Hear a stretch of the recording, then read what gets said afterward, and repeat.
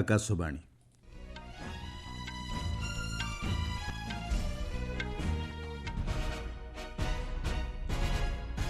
ସମ୍ବାଦ ପଢ଼ୁଛନ୍ତି ସତ୍ୟବ୍ରତ ବେହୁରା। ନୂଆଦିଲ୍ଲୀରେ ଆଜି ଅନୁଷ୍ଠିତ ହେବ ଭାରତ ଜାମାଇକା ପ୍ରତିନିଧି ସ୍ତରୀୟ ଆଲୋଚନା।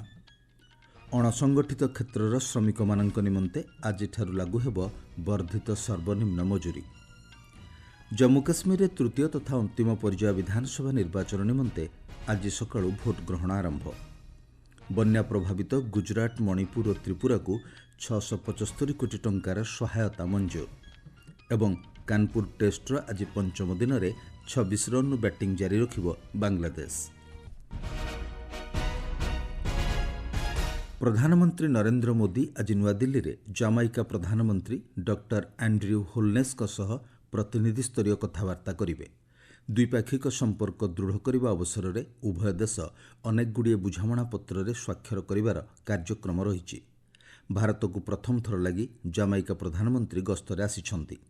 ଏହି ଗସ୍ତ କାଳରେ ସେ ରାଷ୍ଟ୍ରପତି ଦ୍ରୌପଦୀ ମୁର୍ମୁ ଏବଂ ଉପରାଷ୍ଟ୍ରପତି ଜଗଦୀପ ଧନଖଡ଼ଙ୍କୁ ସାକ୍ଷାତ କରିବେ।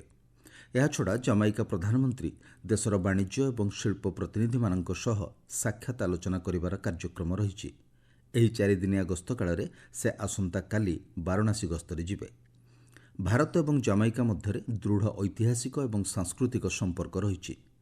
ଉଭୟ ଦେଶ ମଧ୍ୟରେ ଦ୍ୱିପାକ୍ଷିକ ସମ୍ପର୍କକୁ ଆହୁରି ଦୃଢ଼ କରିବା ନିମନ୍ତେ ଜାମାଇକା ପ୍ରଧାନମନ୍ତ୍ରୀ ଭାରତ ଗସ୍ତରେ ଆସିଛନ୍ତି। ଉଭୟ ଦେଶ ମଧ୍ୟରେ ଅର୍ଥନୈତିକ ସହଯୋଗ ସମେତ ଅନ୍ୟ କେତେକ ପ୍ରମୁଖ କ୍ଷେତ୍ରରେ ଭାଗିଦାରୀ ନେଇ ନିଷ୍ପତ୍ତି ଗ୍ରହଣ କରାଯିବ ବୋଲି ଜଣାପଡ଼ିଛି।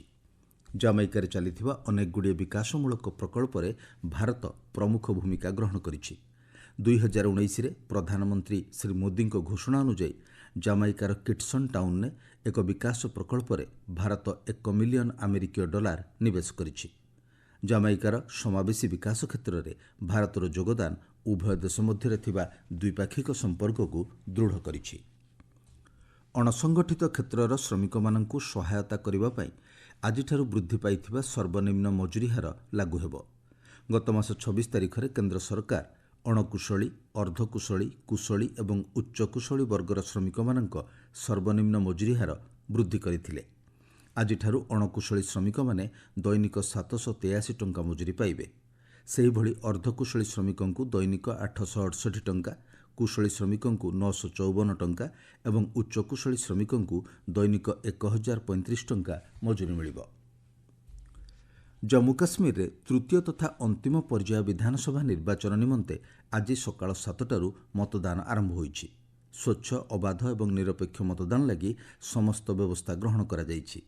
7ଟି ଜିଲ୍ଲାର 40ଟି ବିଧାନସଭା ଆସନ ନିମନ୍ତେ ମତଦାନ ହେଉଛି। ସୁରକ୍ଷା ଦୃଷ୍ଟିରୁ ସମସ୍ତ ବ୍ୟବସ୍ଥା ଗ୍ରହଣ କରାଯାଇଥିବା ଜଣାପଡ଼ିଛି। ପ୍ରତ୍ୟେକ ମତଦାନ କେନ୍ଦ୍ରରେ ଆନୁଷଙ୍ଗିକ ବ୍ୟବସ୍ଥା କରାଯାଇଥିବା ବେଳେ 20,000ରୁ ଅଧିକ କର୍ମଚାରୀଙ୍କୁ ଭୋଟ ଗ୍ରହଣ କାର୍ଯ୍ୟରେ ନିୟୋଜିତ କରାଯାଇଛି। କାଶ୍ମୀରର ବାରମୁଲା, କୁପୱାଡା, ବନ୍ଦିପୋଡ଼ା ଏବଂ ଜାମ୍ମୁ ଡିଭିଜନର ଜାମ୍ମୁ, ଉଧମପୁର, କଥୁଆ ଏବଂ ସାମ୍ବା ଜିଲ୍ଲାରେ 5,060ଟି ମତଦାନ କେନ୍ଦ୍ର ସ୍ଥାପନ କରାଯାଇଛି।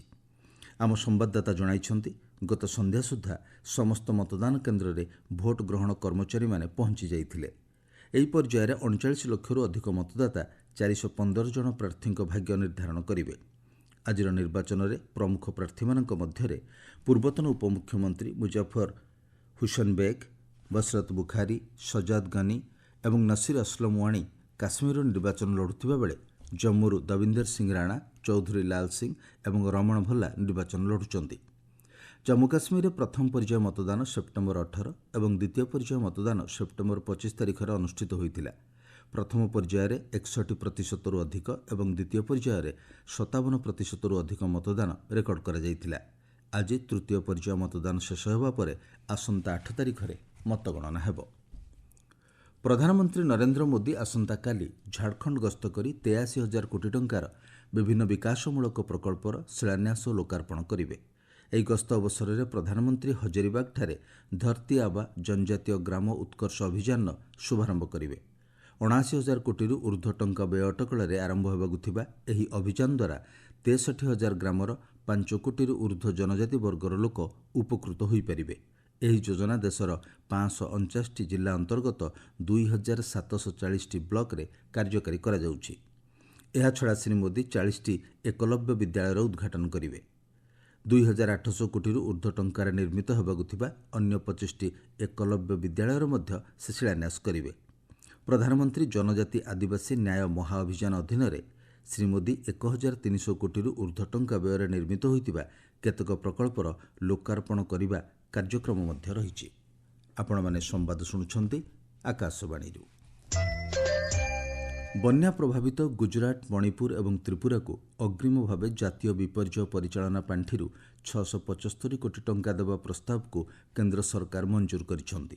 ଏହି ଅର୍ଥ ମଧ୍ୟରୁ ଗୁଜରାଟ ପାଇଁ 600 କୋଟି ଟଙ୍କା ମଞ୍ଜୁର କରାଯାଇଥିବା ବେଳେ ମଣିପୁରକୁ 50 କୋଟି ଏବଂ ତ୍ରିପୁରାକୁ 25 କୋଟି ଟଙ୍କା ଦିଆଯିବ। ଏହି ରାଜ୍ୟଗୁଡ଼ିକ ପ୍ରବଳ ବର୍ଷା, ବନ୍ୟା ଏବଂ ଭୂସ୍ଖଳନରେ କ୍ଷତିଗ୍ରସ୍ତ ହୋଇଛନ୍ତି। ସ୍ୱରାଷ୍ଟ୍ର ମନ୍ତ୍ରଣାଳୟ ପକ୍ଷରୁ ମିଳିଥିବା ସୂଚନା ଅନୁଯାୟୀ ବନ୍ୟା ପ୍ରଭାବିତ ରାଜ୍ୟଗୁଡ଼ିକୁ କେନ୍ଦ୍ର ସରକାର ସମସ୍ତ ସମ୍ଭାବ୍ୟ ସହାୟତା ଯୋଗାଇ ଦେବେ। ମନ୍ତ୍ରଣାଳୟ ପକ୍ଷରୁ କୁହାଯାଇଛି, ଚଳିତ ବର୍ଷ ଆସାମ, ମିଜୋରାମ, କେରଳ, ତ୍ରିପୁରା, ନାଗାଲାଣ୍ଡ, ଗୁଜରାଟ, ଆନ୍ଧ୍ରପ୍ରଦେଶ, ତେଲଙ୍ଗାନା ଏବଂ ମଣିପୁରରେ ପ୍ରବଳ ବର୍ଷା, ବନ୍ୟା ଓ ଭୂସ୍ଖଳନ ଯୋଗୁଁ କ୍ଷୟକ୍ଷତି ଘଟିଛି। ଏହିସବୁ ଅଞ୍ଚଳକୁ ଆନ୍ତଃମନ୍ତ୍ରଣାଳୟ କେନ୍ଦ୍ରୀୟ ଦଳ ଗସ୍ତ କରିବା ସହ କ୍ଷୟକ୍ଷତି ଆକଳନ କରିଛନ୍ତି। କେନ୍ଦ୍ରୀୟ ଦଳ ପକ୍ଷରୁ ରିପୋର୍ଟ ମିଳିବା ପରେ ଅତିରିକ୍ତ ଆର୍ଥିକ ସହାୟତା ଯୋଗାଇ ଦିଆଯିବ। ଅନ୍ୟପକ୍ଷରେ ବିହାର ଏବଂ ପଶ୍ଚିମବଙ୍ଗରେ ବନ୍ୟା ସୃଷ୍ଟି ହୋଇଥିବାରୁ ସେଠାକୁ ମଧ୍ୟ କେନ୍ଦ୍ରୀୟ ଦଳ ଖୁବ୍ ଶୀଘ୍ର ଗସ୍ତ କରିବେ। ଦିଲ୍ଲୀରେ ଶାନ୍ତି ଶୃଙ୍ଖଳା ବଜାୟ ରଖିବା ଉଦ୍ଦେଶ୍ୟରେ 3ଟି ଜିଲ୍ଲାରେ ଆସନ୍ତା ଶନିବାର ପର୍ଯ୍ୟନ୍ତ ବିରୋଧ ପ୍ରଦର୍ଶନ ଏବଂ 5 ଜଣରୁ ଅଧିକ ବ୍ୟକ୍ତିଙ୍କ ଏକତ୍ର ହେବା ଉପରେ ନିଷେଧାଜ୍ଞା ଜାରି କରାଯାଇଛି। ମଧ୍ୟ ଦିଲ୍ଲୀ, ନୂଆଦିଲ୍ଲୀ ଏବଂ ଉତ୍ତର ଦିଲ୍ଲୀରେ ଏହି କଟକଣା ଆସନ୍ତା 5 ତାରିଖ ପର୍ଯ୍ୟନ୍ତ ବଳବତ୍ତର ରହିବ। ଭାରତୀୟ ନାଗରିକ ସୁରକ୍ଷା ସଂହିତା ଧାରା 163 ଅନୁଯାୟୀ ଏହି ନିଷେଧାଜ୍ଞା ଲାଗୁ କରାଯାଇଛି। ବର୍ତ୍ତମାନ ଅନେକଗୁଡ଼ିଏ ସମ୍ବେଦନଶୀଳ ପ୍ରସଙ୍ଗ ସୃଷ୍ଟି ହୋଇଥିବାରୁ ଦିଲ୍ଲୀରେ ଯେପରି କୌଣସି ପ୍ରକାର ଅଘଟଣ ସୃଷ୍ଟି ନ ହେବ ସେଥିଲାଗି ଆଗୁଆ ପଦକ୍ଷେପ ଗ୍ରହଣ କରାଯାଇଛି। ଦିଲ୍ଲୀ ପୋଲିସ କମିଶନର ସଞ୍ଜୟ ଅରୋରା କହିଛନ୍ତି, ଜାମ୍ମୁ କାଶ୍ମୀର ଏବଂ ହରିୟାଣାରେ ବିଧାନସଭା ନିର୍ବାଚନକୁ ଦୃଷ୍ଟିରେ ରଖି ଦିଲ୍ଲୀ ସୀମାରେ ଲୋକମାନଙ୍କ ଉପରେ ନଜର ରଖାଯାଇଛି। ସ୍ୱାସ୍ଥ୍ୟ ମନ୍ତ୍ରଣାଳୟ ଅସାଧ୍ୟ ରୋଗଗ୍ରସ୍ତ ଏବଂ ମୃତ୍ୟୁ ଆସନ୍ନ ରୋଗୀଙ୍କ କ୍ଷେତ୍ରରେ ଜୀବନ ସହାୟକ ବ୍ୟବସ୍ଥା ବ୍ୟବହାର ନେଇ ନିର୍ଦ୍ଦେଶାବଳୀ ଜାରି କରିଛି। ଲୋକମାନଙ୍କ ମତାମତ ଜାଣିବା ଲାଗି ଏହି ନିର୍ଦ୍ଦେଶାବଳୀ ଜାରି କରାଯାଇଥିବା କୁହାଯାଇଛି। ମସ୍ତିଷ୍କରେ ଗୁରୁତର କ୍ଷତ ଯୋଗୁଁ ଯଦି 72 ଘଣ୍ଟା ପରେ ମଧ୍ୟ କୌଣସି ସୁଧାର ହେଉନାହିଁ, ସେ କ୍ଷେତ୍ରରେ ମଧ୍ୟ ଜୀବନ ସହାୟକ ବ୍ୟବସ୍ଥା ବ୍ୟବହାର ନ କରିବା ନେଇ ଏହି ନିର୍ଦ୍ଦେଶାବଳୀରେ କୁହାଯାଇଛି। ଡାକ୍ତରମାନଙ୍କୁ ଏ କ୍ଷେତ୍ରରେ ଅନେକଗୁଡ଼ିଏ ବିଷୟକୁ ବିଚାରକୁ ନେଇ ନିଷ୍ପତ୍ତି ନେବାକୁ ପରାମର୍ଶ ଦିଆଯାଇଛି।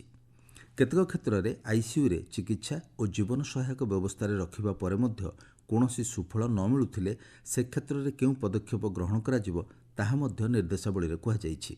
ଏଭଳି ପରିସ୍ଥିତିରେ ରୋଗୀମାନଙ୍କୁ ଜୀବନରକ୍ଷା ବ୍ୟବସ୍ଥାରେ ରଖାଯିବା ଦ୍ୱାରା ଆର୍ଥିକ ବୋଝ ବୃଦ୍ଧି ପାଇବା ସହ ରୋଗୀକୁ ଅତ୍ୟଧିକ ଯନ୍ତ୍ରଣା ସହିବାକୁ ପଡ଼ିଥାଏ।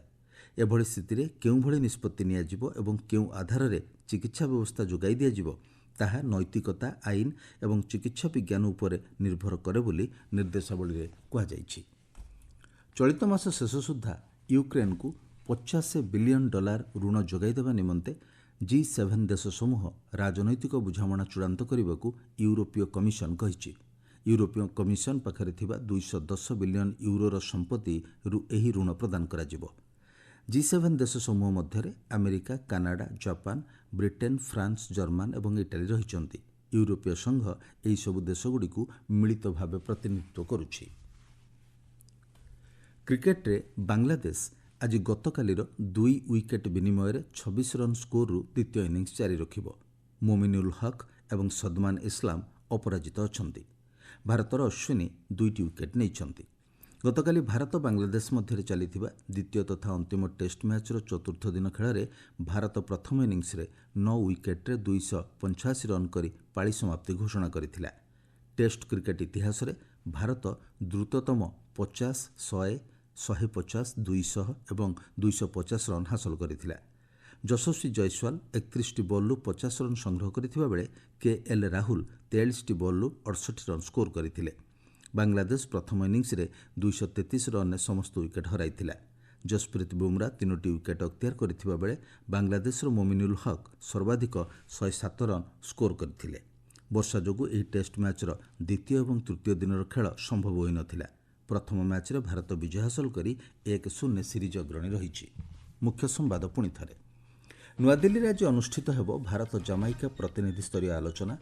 ଅଣସଂଗଠିତ କ୍ଷେତ୍ରର ଶ୍ରମିକମାନଙ୍କ ନିମନ୍ତେ ଆଜିଠାରୁ ଲାଗୁ ହେବ ବର୍ଦ୍ଧିତ ସର୍ବନିମ୍ନ ମଜୁରୀ ଏବଂ କାନପୁର ଟେଷ୍ଟର ଆଜି ପଞ୍ଚମ ଦିନରେ 26 ରନ୍ରୁ ବ୍ୟାଟିଂ ଜାରି ରଖିବ ବାଂଲାଦେଶ। ସମ୍ବାଦ ଶେଷ ହେଲା।